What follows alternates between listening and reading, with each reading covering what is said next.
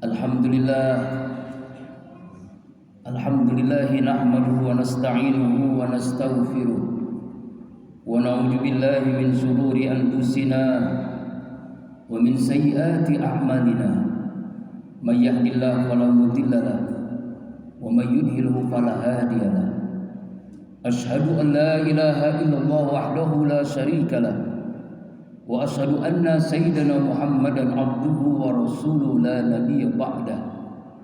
Allahumma salli ala sayyidina wa maulana Muhammadin sallallahu alaihi wasallam ya Rasulullah wa ala alihi wa ashabihi wa man tabi'ahu bi ihsanin ila yaumiddin. Rabbi a'udzu bika min hamazati syayatin wa a'udzu bika rabbi an yahdurun. Subhanaka la ilma lana illa ma 'allamtana innaka antal alimul hakim. La haula wala quwwata illa billahil aliyyil azim. Amma ba'du. Fa ya ibadallah usikum wa iyaya bitaqwallah faqad fazal muttaqun. Ittaqullaha haqqa tuqatih wa la tamutunna illa wa antum muslimun. Qala Allah Ta'ala fil Qur'anil Karim wa aslaqul qailin. A'udzu billahi minasyaitonir rajim. Bismillahirrahmanirrahim. Subhanalladzi asra bi 'abdihi lailan minal masjidil haram ilal masjidil aqsa alladzi barakna hawlahu linuriyahu min ayatina innahu was-sami'ul basir. Sadaqallahul azim wa sadaqan nabiyil karim wa nahnu ala dzalika minasy syahidin wasyakirin walhamdulillahi rabbil alamin. Ma'asyiral muslimin wa jumlatal mu'minin, sidang Jumat rahimakumullah. Tidak ada sikap yang terbaik sebagai hamba Allah yang bertauhid. Cepat atau lambat semua kita akan menghadapi kematian. Kecuali langkah takwa yang selalu menyertai kita dimanapun, kapanpun, dan insya Allah dalam kondisi bagaimanapun. Ma'asyiral muslimin, sidang Jumat rahimakumullah. Saat-saat hari ini sampai hari ini, saudara-saudara kita di Gaza Palestina, lebih dari 6.000 yang wafat sebagai syuhada. Kebiadaban Israel laknatullah alaihim di luar batas kemanusiaan,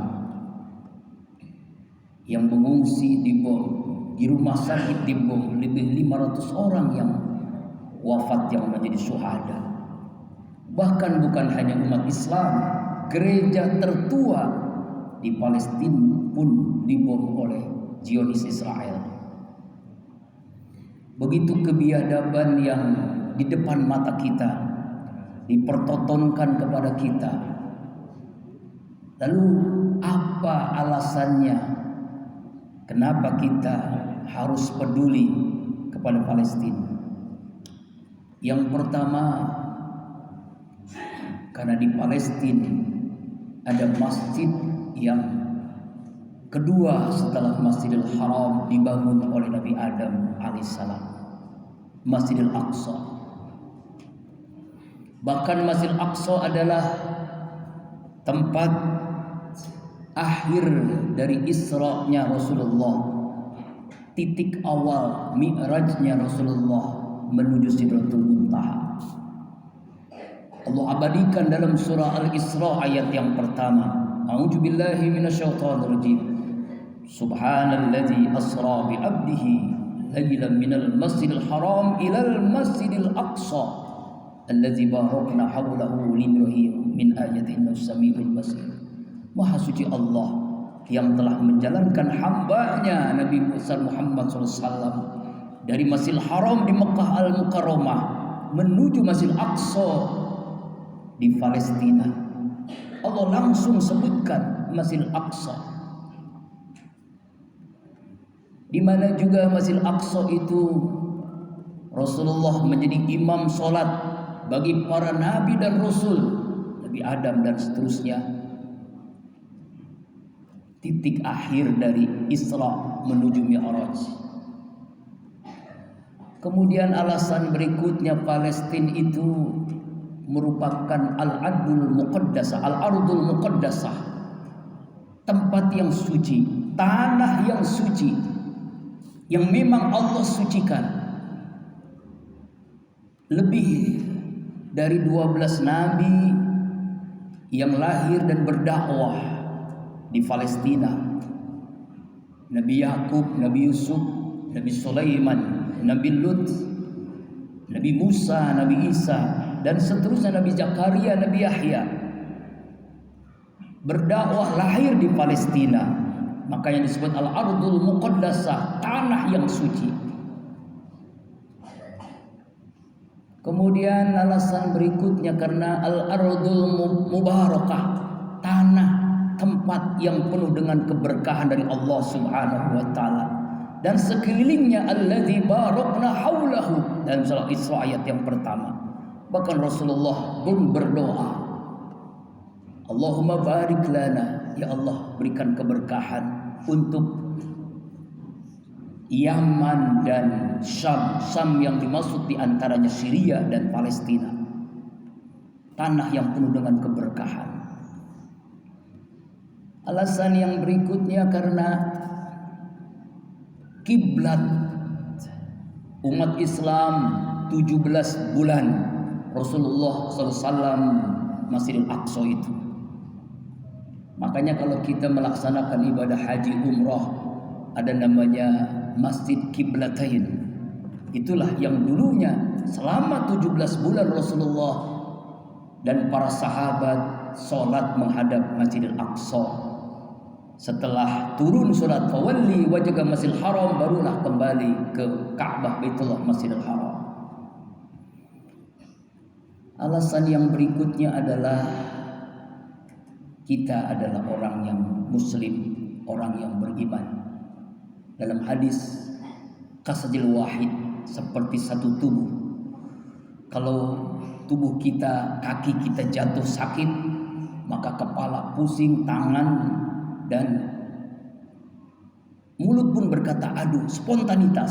Artinya kalau saudara kita muslim di seluruh dunia ada yang terzolimi, dizolimi, pasti dong merasakan kezoliman itu.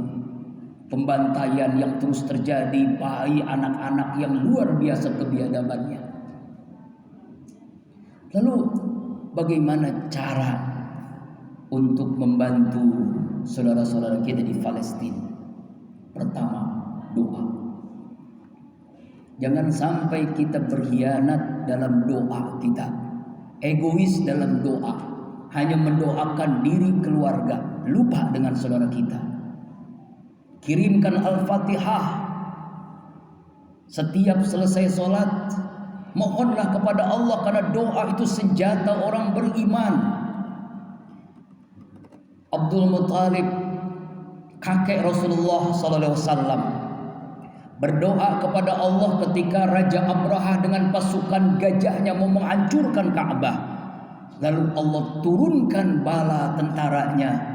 Alam tara kaifa fa'ala rabbuka bi ashabil fil alam yaj'al kaidahum fi tadlil wa arsala alaihim tayran ababil tarmihim bihijaratin min sijjin.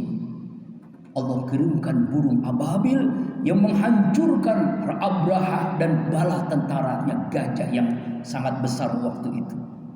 Tayran ababil, karena doanya Abdul Muttalib, kakek Rasulullah sallallahu alaihi wasallam. Jadi jangan remehkan doa. Yakinilah seluruh dunia berdoa, pasti Allah kirimkan makhluk-makhluknya lewat alam semesta ini. Yang kedua, kunut nazilah. Ini yang dilakukan Rasulullah ketika Rasulullah difitnah, dizalimi berkali-kali. Rasulullah selama beberapa bulan melakukan kunut nazilah dalam setiap sholat 5 waktu, sholat zuhur, asar, maghrib, isya dan subuh. Insya Allah nanti ketika sholat Jumat kita akan kunut nazilah. Kemudian yang ketiga, sholat gaib. Ini bagian daripada yang seharusnya sebagai seorang mukmin kita melakukannya. Kenapa? Saudara-saudara kita yang wafat lebih dari 6.000 orang mungkin bisa bertambah terus bertambah karena begitu luar biasanya kebiadaban Israel laknatullah alaihim. Kemudian yang berikutnya boikot produk-produk Israel, pendukung produk Israel.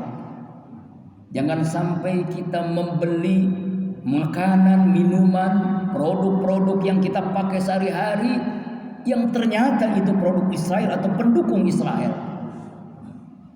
Kalau kita membeli, sama aja keuntungannya untuk membeli senjata bom menghancurkan saudara kita di Palestina. Kita kenal pemain sepak bola Ronaldo, belum muslim. Semoga Allah berikan hidayah. Ketika beliau wawancara, ada produk Israel, sebuah minuman. Wawancara itu dia melihat minuman itu, dia singkirkan, dia ambil minuman mineral. Karena disingkirkan itu apa yang terjadi? Produknya rugi miliaran rupiah. Itu Ronaldo. Bahkan ketika beliau tanding sepak bola lawan Israel, dia tidak mau tukar pakaian, tidak mau salaman. Wasit dari Israel tidak mau salaman, bahkan memberikan bantuan donasi. Ini orang yang bukan muslim, apalagi kita. Setelah boikot, donasi, infak, sedekah sesuai dengan kemampuan kita. Harta yang kita miliki, yang kita punyai, kita berikan kepada saudara, tentunya kepada lembaga-lembaga yang amanah, yang sampai kepada saudara-saudara kita di Gaza, di Palestina. Ma'asyiral muslimin wa jumratal mu'minin sidang Jumat rahimakumullah.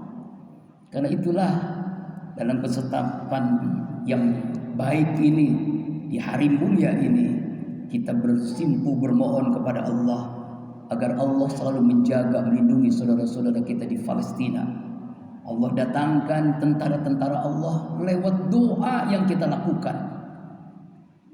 Semoga para Liga Arab, OKI, PBB dan semuanya Allah bukakan mata hatinya sehingga terjadi kesepakatan yang insya Allah Israel akan hancur dengan doa-doa kita. A'udzubillahi minasyaitonirrajim. Bismillahirrahmanirrahim. Ud'uni astajib lakum.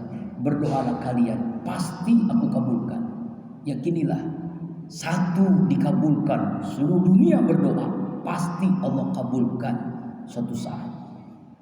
Barakallahu li wa lakum fil Qur'anil Karim wa manafa'ina bima fihi minal ayati wa dzikril hakim wa taqabbala minna wa minkum tilawatahu innahu was-sami'ul alim. Aqulu qawli hadza wa astaghfirullah li wa lakum wa lisairil muslimina wal muslimat wal mu'minina wal mu'minat fastaghfiruhu innahu wal ghafurur rahim.